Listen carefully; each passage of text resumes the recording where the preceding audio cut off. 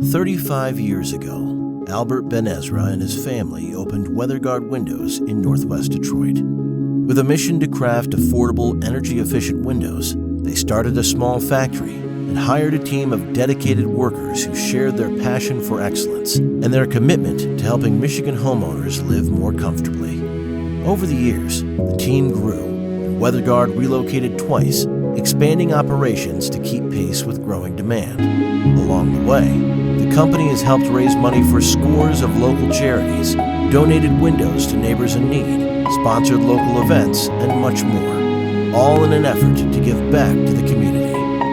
Today, WeatherGard is still going strong, because success isn't just measured in the quality of WeatherGard windows, but also in the quality of the company's relationships. With WeatherGard, customers get more than just windows. They get the promise of service, satisfaction, and partnership for life.